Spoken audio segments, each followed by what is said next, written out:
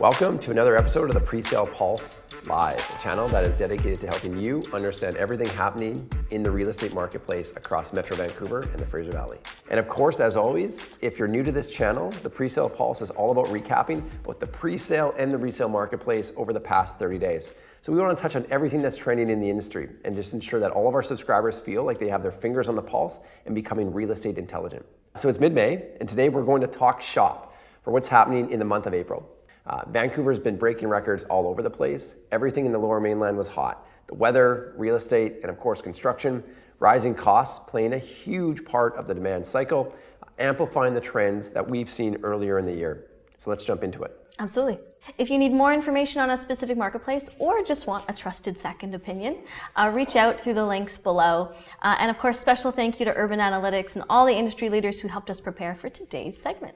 And we're going to say the same thing that we always say. If there's value that you guys are feeling, if you really enjoy these shows, I'm going to recommend that you subscribe. It's the easiest way for this to land in your inbox. It's also the easiest way for you guys to stay up to date on everything that's happening in the pre-sale and resale marketplace. Looking forward to getting into it. So as we always do, let's start with the macro and take a look at what's going on around the world today. Interest rates, we have to touch on these, obviously remaining very low. However, the Bank of Canada has shared that they are considering raising these rates a little bit earlier than anticipated. Initially, we thought maybe that would happen in 2023. The expectation is that this will happen in 2022. Variable rate today sitting at 1.29%, maybe up to 1.39 depending on the bank. And then of course our fixed 5-year sitting at 1.69 to kind of 1.89%-ish. April BC unemployment, 7.1%. That is just a huge shift from where we were just a year ago. It wasn't too long ago when we were back in April of 2020, and that number was somewhere between 11 and 12%. Canadian dollar obviously appreciating very, very fast relative to the USD. It's sitting at 0.83% today. That's astonishing. Our expectation, though, is that that's going to continue to gain momentum as well as inflation becomes a big part of the conversation. Vaccinations. Consumer confidence really shifting towards air travel. Although it's at record lows, our hope is that it continues to gain strength, and we know that that's going to have a huge impact on our ability to continue to support our immigration targets that have been set by the federal government. So the stock market still continuing to perform very well. Cryptocurrency has been one of the hottest topics, and some of the trends that we saw from Bitcoin over the previous 30 to 60 days have come to an end, 20% drop. However, others like Dogecoin are doing very well. Now, we're going to touch on a whole bunch of more important data in the moments to come. And of course, make sure that you also check out and take some time on the Fraser Valley edition of the Presale Pulse, shared in the links below. So Ryan, let's look at our launch same month sales absorptions. Just under 1,000 new presale homes released in April, of which 56% were sold, or in other words, 544 sales. Fun fact, of the 977 units released, 374 of them were low-rise condos, and we saw an 82% sales absorption rate for that product. That's an incredible number, and certainly gives you a sense of what's actually selling out in the market right now. This is also the second consecutive month with an over 50% same month absorption rate, which again just speaks to the strength of the market. And of course, similar to the resale market, March was certainly a record-breaking month. We've seen that activity really continue to trickle on into April. And even though things have quieted down just a little, lots of momentum still in the market. And I think unlike months past, much of the activity really has centered in Vancouver, both within the west side and east side, and those are markets that we're really excited to see come back. A few months ago, we were talking about how they might be some of the most sleepiest across the marketplace. Notable sites, Raphael by Landa and Point Grey, and then of course Polygon's Conservatory in UBC. And you can't not talk about Oak and 57 townhomes by Coromandel. They're smaller projects in nature, but it's fantastic to see that many of them experience sales ratios of 50% or higher. Let's talk a little bit about the April presale project numbers as well. We saw 977 homes released across the Lower Mainland, and these were across 13 different projects. And this is very similar launch numbers to the month of March, which we're excited about because absorption rate also was maintained as you just shared. And for reference, the 10-year average for monthly new units released sits somewhere around 1,100. The monthly average over the past year has been approximately 750 units. And so you can see that we're continuing to build up in terms of our release and the comfort level that many developers have in bringing new homes to the marketplace. On the previous episode, demand was driven by having competition in the resale market and it being very, very heavy. Lack of inventory forcing so many of our home buyers to have to consider new home inventory rather than existing properties. That's primarily because there was just many multiple offers and very difficult to purchase a home. The landscape is very similar to this month. The market conditions, and I think also very similar to some of the market conditions that we were experiencing back in 2016. We would see rampant price escalation. That was primarily the result of very challenging environment for home buyers to be able to pursue established homes or existing properties in the Lower Mainland and Fraser Valley. So there have been many recent polls and headlines lately sharing that consumer confidence has risen recently. We're definitely seeing this with pre-sale developers who are also, all wanting to hit go at the same time. Pause projects are all in full force as everyone races to the market. In our internal data and consumer profiles, thank you very much, MLA Advisory, are supporting very much the same message, right? The majority of our buyers are believing that values are going to continue to increase throughout the remainder of the year. And as a result, they're making purchase decisions with a little bit more urgency to make sure that they're taking advantage of both current mortgage lending rules as well as getting in before they expect those appreciations to happen. Yeah, so let's start to look ahead into May. You just mentioned 1,100 units released per month as an average. And so when we look ahead to May and see that 2,700 units are going to possibly be released, this is a massive month. And this is over 20 different projects. The last time we saw this much inventory was November of 2018, when we saw 9 projects releasing 3,000 new pre-sale units that much. And to be honest with you, this is a great thing to see because we need supply in the market, and this added supply will also help stabilize pricing. So good news all around to see all of this inventory come to market. 16 of the 20 upcoming pre-sale projects are condo developments, including 5 concrete towers, mostly in Surrey, Burnaby, and West Coquitlam. These markets continue to be very popular in today's environment. And of course, we recently highlighted Coquitlam in a market spotlight video. I thought we did a fantastic job on that highlight. I thought so too. Check the links below because there's some great footage and some really good content in there that talks in depth about that marketplace and where we see it going over the next 5 to 10 years. Yeah, check that video out for sure. As mentioned, 2,708 new units will come to market in May, 53% concrete, 42% wood frame, and only 5% townhomes. Obviously, we've absorbed a lot of that inventory in the last 9 months, but we will see 142 townhomes come to market in May. Suze, why don't we move into some of the specific project details? We know that so many of our subscribers and so many of our viewers have asked more information about what's happening in the marketplace around the specific sites. And of course, our goal is just to highlight the most active markets for multifamily throughout 2021. And then we also want to touch on the projects that we really like in those neighborhoods. And first, why don't we start with our own Redbridge by Kingswood. Yeah, Redbridge, we've talked about this special project in Squamish, I think maybe an episode or 2 ago. For those of you that have been following along, you may have heard we are sold out of our first phase. It's true.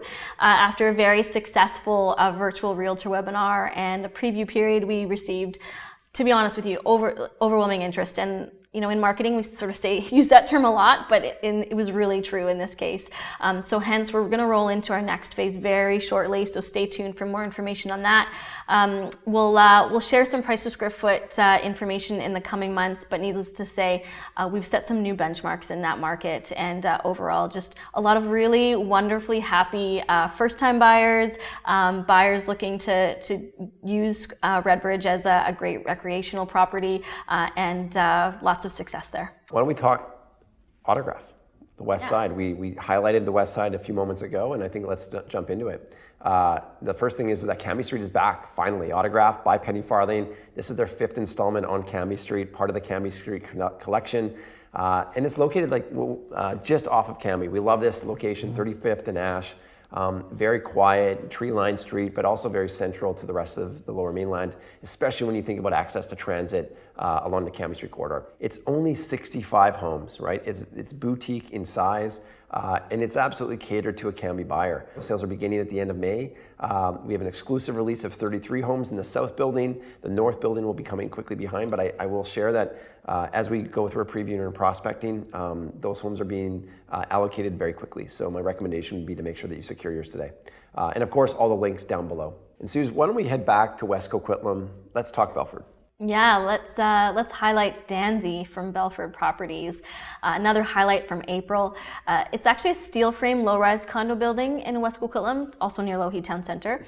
Now, we don't actually often see steel frame construction in this market, but pricing is akin to sort of wood frame product, and so nice to see just something different, I think, in the market.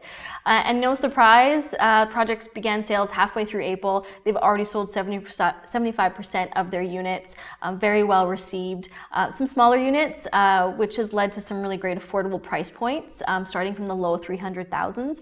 That's made this a great value-driven program, attractive to investors and first-time home buyers, and of course, again, all of the other things Coquitlam has to offer, which was in our spotlight that we talked about.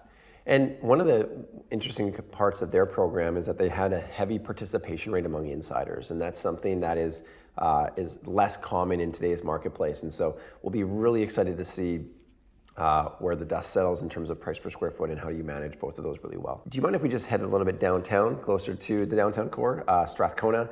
This is a really exciting offering. It's something that we're following quickly. It's not the largest project, but it's a special project. It's by Fabric Living. Its assembly took place over a period of years.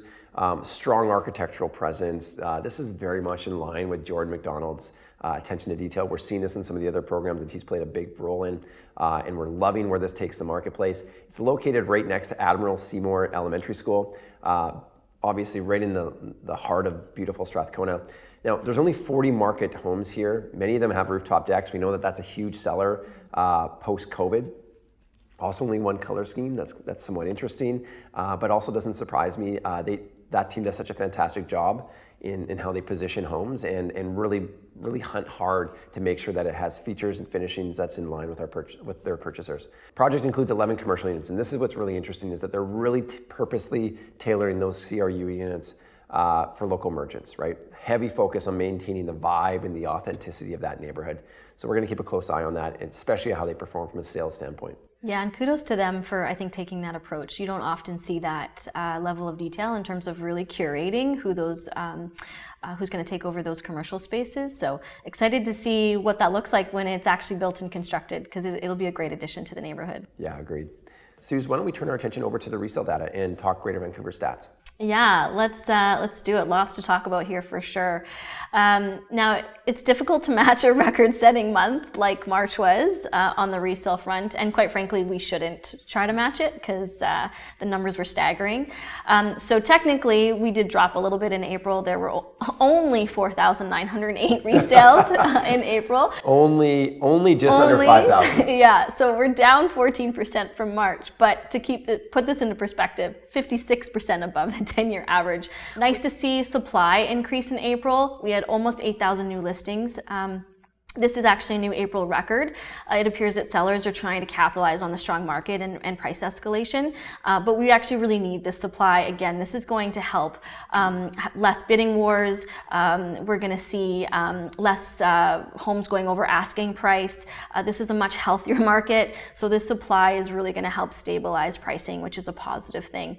The other thing to note is that the more premium markets are seeing activity. So, for the past 12 months, we've really seen lots of activity in the entry-level segment of the market, but when you start to see that trickle up, and we're seeing stuff on the west side, which you talked about, see good activity, then you really can tell the strength of the market when you see that happening. Essentially, fundamentals of supply and demand are much more stable in April with that 12% rise in inventory, and overall just a very, very strong month, even though it didn't quite match the March numbers. And I think that big demand is having a huge impact right now on overall benchmark price. This metric is up 12% over the past year. And that is a shockingly high number. It certainly reminds us of what that marketplace was, or what our marketplace was doing back in 2014, parts of 2015 and 2016. I think that the interesting news, though, is that while 12% is big, it's 9.1% in the past 3 months. And that is some of the strongest growth in the Metro Vancouver area that we've seen on record. This is an increase for 5 straight months as of April 2021. For the second straight month as well, the REB GV composite, the benchmark price has set an all-time high, right? And we would expect that. Month over month escalations in price. Of course, at some point we're going to continue. We're going to keep breaking records.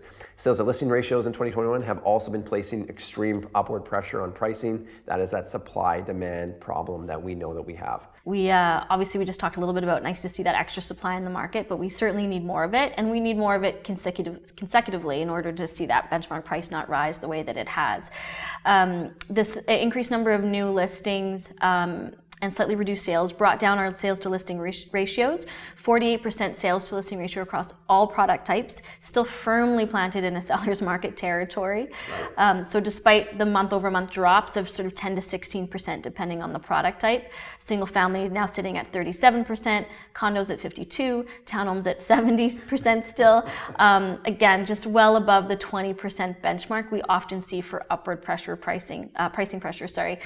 So again, still need more of that supply and inventory to come into the market.